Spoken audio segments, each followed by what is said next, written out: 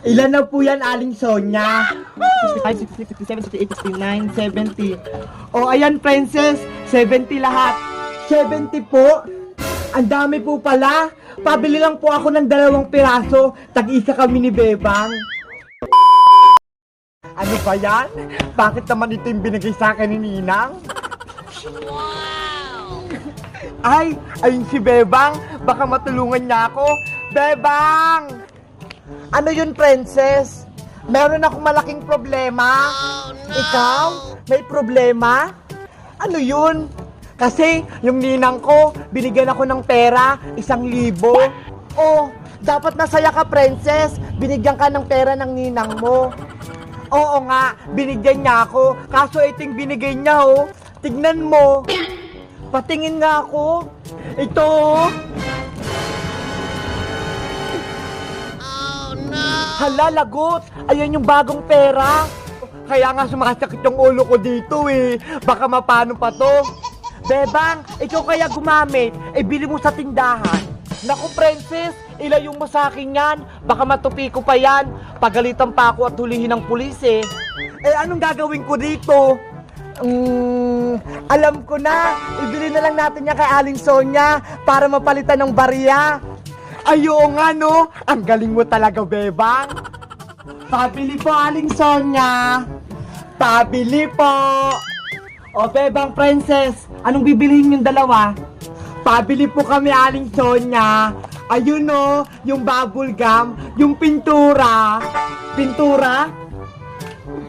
Ilan yung bibilihin mo? Ilan po ba yung nasa lalagyanan, Aling Sonia? Saglit lang, bibilangin ko. 1, 2, 3, 4, 5, 6, 7, 8, 9, 10, 11, 12, 13, 14, 15, 16, 17, 18, 19, 20, 21, 22. Ang dami mo naman bibilhin, Princess. Baka maubos ka agad yung pera mo. Hindi yan. Akong bahala. Huwag kang mag-alala, Bebang. Sa bagay, pera mo naman yan. Ilan na po yan, Aling Sonia? 65, 66, 67, 68, 69, 70. O, ayan, Princess. 70 lahat. 70 po? Ang dami po pala. Pabili lang po ako ng 2 piraso. Tag-isa kami ni Bebang. Ano? Pinagluloko mo ba ako, Princess?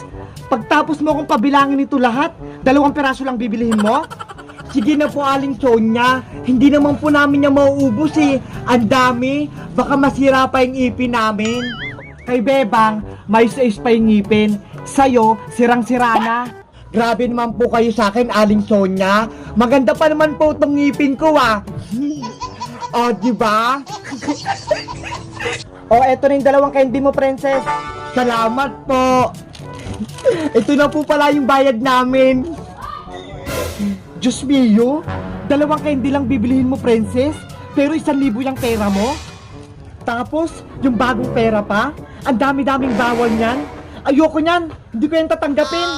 Paano po yan? Nakain ko na yung candy. Ang galing mo talagang bata ka. O siya, sa'yo na yung candy. Sige po, maraming salamat. Akin na ulit tong pera. Si Aling Tiri, Princess, hinahanap ka. Princess! Ano po yun, Nay? Balita ko, binigyan ka ng ninang mo ng pera. Opo, ito ho. Wow! 1,000? Kaso, ayaw pong tanggapin na Aling Sonia pang bayad eh. Ganun ba? Opo, Nay. Kaya hindi ko magastos. Ganito na lang, Princess. Itatago ko yung pera mo, tapos bibigyan kita ng 2.20 para may pangbili ka. Talaga, Nay? Oo, pangbili din natin yan ng damit sa birthday mo. Sige po. Oh, eto na yung 2.20. Bebang, may pambili na tayong pagkain. Princess, nautakan ka na naman ni Aling Tere. Sigurado, hindi niya na naman babalik yung pera mo. Ganon? Nay, akin na po yung pera. Baka hindi nyo ibalik.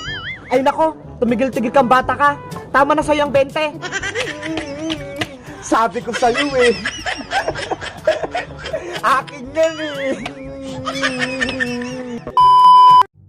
Hello guys! Si Princess nakatanggap ng pera sa ninang niya, 1,000 pesos. Ang laki no? Wow! Kayo, magkano binigay sa inyo ng ninong at ninang nyo nung Pasko? like and comment lang kayo. Bye-bye!